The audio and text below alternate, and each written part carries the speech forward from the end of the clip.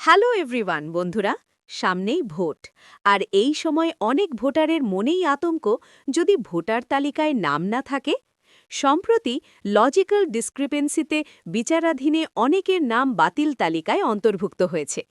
কিন্তু চিন্তার কিছু নেই, শীর্ষ আদালতের নির্দেশে আপনারা ট্রাইব্যুনালে আপিল করে আপনাদের ভোটাধিকার ফিরে পেতে পারেন। আজকের ভিডিওতে আমি ধাপে ধাপে দেখাবো কিভাবে এবং কোথায় আপনারা এই আবেদনটি করবেন। প্রথমেই জানাই আবেদন কোথায় করবেন। আপনারা দুটি উপায়ে আবেদন করতে পারেন। প্রথমত, অনলাইনে ভারতের নির্বাচন কমিশনের অফিসিয়াল পোর্টাল voters.eci.gov.in অথবা ecinet.gov.in এ গিয়ে আপনারা সরাসরি আবেদন করতে পারেন। দ্বিতীয়ত, ফলাইনে আপনারা সরাসরি ডিএম, এসডিএম বা এসডিও অফিসে গিয়েও আবেদন জমা দিতে পারেন। তবে মনে রাখবেন, সাপ্লিমেন্টারি তালিকা প্রকাশের 15 দিনের মধ্যে এই আপিল করতে হবে। বর্তমানে 23টি জেলার জন্য 19টি আপিল ট্রাইব্যুনাল গঠন করা হয়েছে। সবার মনে প্রশ্ন থাকে, আমি কি আপিল করতে পারবো?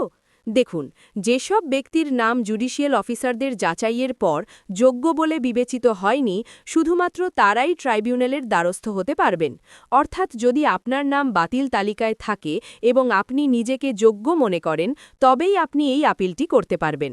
অনলাইনে আবেদন করা এখন খুব সহজ। পদ্ধতিটি মন দিয়ে শুনুন। প্রথমে www.voters.eci.gov.in পোর্টালে যান। হোম পেজের নিচে স্ক্রল করে submit appeal for individuals under adjudication অপশনে ক্লিক করুন।